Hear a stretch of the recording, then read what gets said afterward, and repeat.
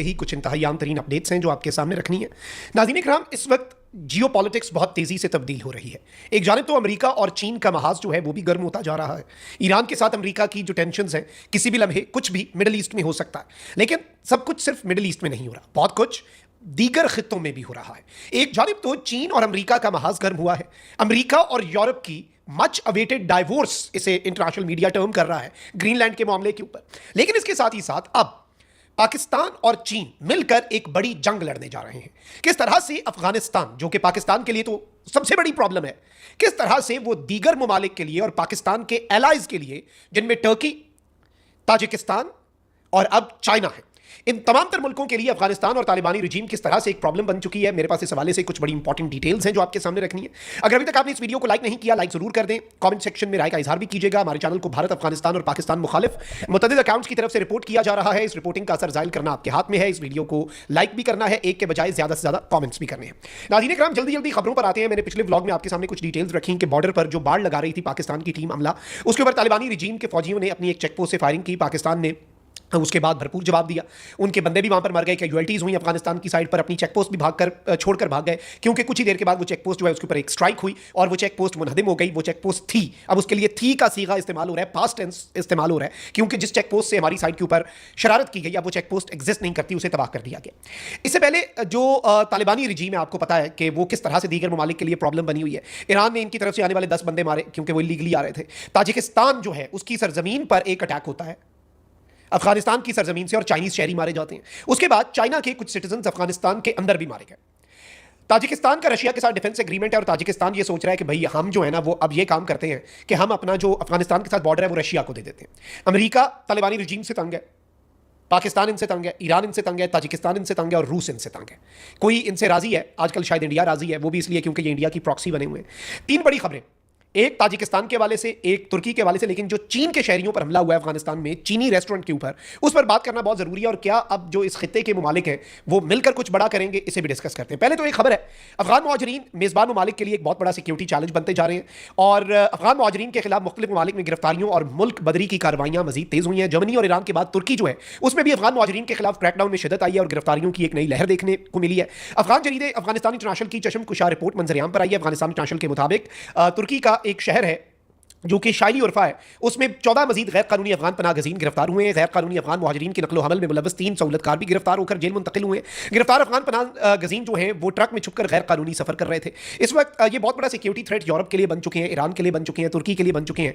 और तुर्की जो है उसने इनके गिर्द घेरा तंग किया हुआ है, तुर्की इनके ऊपर क्रैकडाउन कर रहा है। एक तरफ ये सब हो रहा है तो वहीं दूसरी जानिब अफगानिस्तान की तालिबानी रजीम जो है वो क्या कर रही है, उसने एक स्ट्रैटेजी बनाई हुई है। गालिबन उनके ज़हन में है कि हर मुल्क के लिए ना एक दहशतगर्द तंजीम, और वो हम अपने मुल्क में उसे पना देंगे और हर मुल्क हमारे नीचे लग जाएगा। भाई ऐसे नहीं होता। बड़ी बातें करते हैं ना कि फलाने को हमने भगा दिया, फलाने को भगा दिया। अफगानिस्तान का क्या हाल किया, वो मुल्क तो अपनी जगह पे ठीक बैठे हैं। इस वक्त भी आप ये देखें कि ये दहशतगर्दों की सहूलतकारी और दहशतगर्दों की सरपरस्ती करते हैं। ताजिकिस्तान से भी बड़ी डेवलपमेंट है, क्योंकि ताजिकिस्तान की ही सरहद पे इन्होंने हमला करके चाइनीज शहरियों को भी मारा था।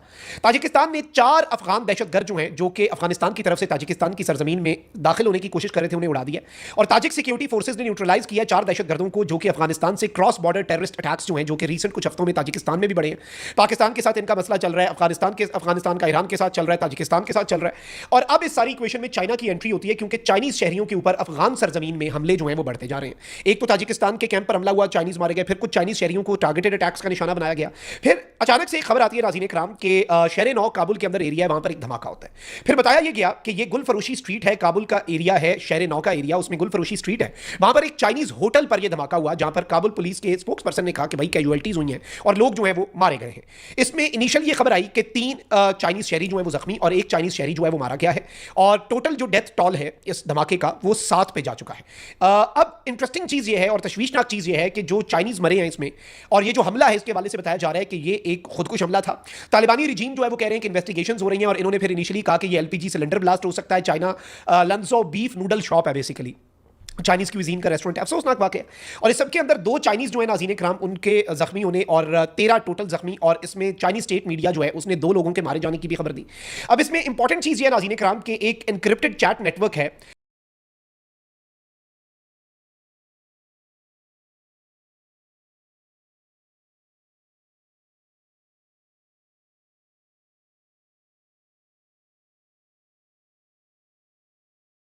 जो कि Islamic state of Khorasan province ISKP का है, उसने एक पूरा हिस्ट्री जारी की है चाइनीज नेशनल्स पर होने वाले अटैक्स की। अब इससे क्या समझ आती है हमें? इससे हमें यह समझ आती है कि चाइनीज नेशनल्स के ऊपर अटैक्स जो हैं वो अफगानिस्तान की सरजमीन में टारगेटेड हो रहे हैं। उन्होंने चाइनीज नेशनल्स पर किए गए अटैक्स की एक पूरी फहरिस्त जारी कर दी। ताजिकिस्तान ने इनके 4 बंदे मारे। ताजिकिस्तान तंग है, ताजिकिस्तान की वजह से रशिया इनसे तंग है, पाकिस्तान तंग, ईरान तंग, चाइना तंग। रीजन में कोई घर छोड़ा इन्होंने? पाकिस्तान और चाइना, और इवन चाइना को तो ये भी पता है कि बीएलए को जो ये नरिश कर रहे हैं अपने मुल्क के अंदर, अफगानिस्तान वाली है टीटीपी, ये सिर्फ पाकिस्तान के मुखालिफ नहीं है, ये सीपैक के भी मुखालिफ है। ये डायरेक्टली या इनडायरेक्टली सीपैक और one belt one road initiative को सैबोटाज भी करते हैं, इसलिए भी फंडिंग इंडिया इनकी करता है। एक तो ये एक बड़ी खबर है। फिर इसके साथ ही साथ आगे बढ़ते हैं नाज़रीन इकराम, इसका मतलब यह है कि कुछ बड़ा हो सकता है इस खिते के अंदर और तमाम ममालिक इस रीजन के ऑनबोर्ड होंगे। और तालिबानी रिजीम वाले मामले पर अगर चाइना और पाकिस्तान मिलकर भी कुछ करते हैं तो अमेरिका भी इस पर नहीं बोलेगा। ये भी याद रखेगा, अमेरिका खुद इनसे तंग है। अमेरिका को पाकिस्तान ने बड़ा वाज़ेह बताया हुआ है, आपका छोड़ा हुआ असला आप छोड़कर भाग गए, वो असला दहशतगर्दों के हाथ लग के हमारे खिलाफ इस्तेमाल हो रहा है। भाई हम तो विक्टिम है आपके एक अमल के। तो पाकिस्तान ने डिप्लोमेसी को भी चांस दिया। अब जो इन्होंने बॉर्डर पे फायरिंग की, इनकी चौकी उड़ा दी, ये फोर्स कर रहे हैं पाकिस्तान को कि इनको एक ही दफा में ना तुन के रखा जाए। एक तो ये होगी बात। दूसरा ग्रीनलैंड वाला मामला नाज़रीन इकराम, आपको पता है कि अमेरिका ने सैंक्शंस और टैरिफ्स लगाने की बात कर दी यूरोपियन ममालिक के ऊपर, और अमेरिका और यूरोप इवन नेटो टूट सकता है इस एक इंसिडेंट से। लेकिन इंटरेस्टिंगली ट्रंप जब भी ये बात करता है कि भाई ग्रीनलैंड के ऊपर अमेरिका क्यों कंट्रोल करेगा, डेनमार्क के पास ये क्यों नहीं होना चाहिए, वो कहता है कि चाइना और रशिया इस पर कब्जा कर लेंगे। अब ट्रंप ने तो इवन नॉर्वे के प्राइम मिनिस्टर को एक खत लिखा है जिसमें उसने कहा है कि भाई तुम्हारे मुल्क के अंदर नोबल कमेटी बैठती है अमन इनाम की, उन्होंने मुझे अमन का इनाम नहीं दिया तो अब मैं अमन के साथ हुई नहीं, तो इसलिए मेरा मीटर घूम गया और अब मैं ग्रीनलैंड लूंगा। ये दुनिया की हिस्ट्री के अंदर यकीन माने लिखा जाएगा सबसे अब्सर्ड और अजीबो गरीब किस्म की मंतक कि भाई मुझे अवार्ड नहीं मिला, अब मैं पीस की बात ही नहीं करूंगा क्योंकि मुझे अवार्ड नहीं मिला, अमन की बात ही नहीं करनी, अब मैंने जंगें करनी है, मैं नाराज हो गया हूं और अब मैं पहले ग्रीनलैंड लूंगा। डेनमार्क नेटो टूटेगा, इससे यूरोप टूटेगा अगर अमेरिका यहां पर मिलिट्री एक्शन करता है। चाइना ने लोहा गर्म देख के बात किया। और ग्रीनलैंड से मुतालिक चीनी वजारत खारजा का बड़ा बयान सामने आया और चाइना की जो वजारत खारजा के तर्जुमान है उन्होंने कहा है कि अमेरिका नाम नेहाद चीन के खतरे को अपने मफादात के उसूल के लिए बतौर बहाना इस्तेमाल करना बंद करे। आलमी सियासत में ग्रीनलैंड एक बार फिर तवज्जो का मरकज बना हुआ है और इस सब के अंदर चाइना ने कहा कि भाई ये क्या अपने एस्पायरेशंस के लिए चाइना का थ्रेट, चाइना का थ्रेट, चाइना का थ्रेट, अपने मसले खुद देखो, चाइना को इस सबसे बाहर रखो। चाइना ने कुछ करना हुआ तो चाइना कर जाएगा। चाइना का थ्रेट जो है उसे यूरोप को बेचकर यूरोप के साथ जो कर रहे हो, चाइना को इस सबसे बाहर रखो। अपना बहुत ख्याल रखें। अल्लाह निगहबान। पाकिस्तान जिंदाबाद।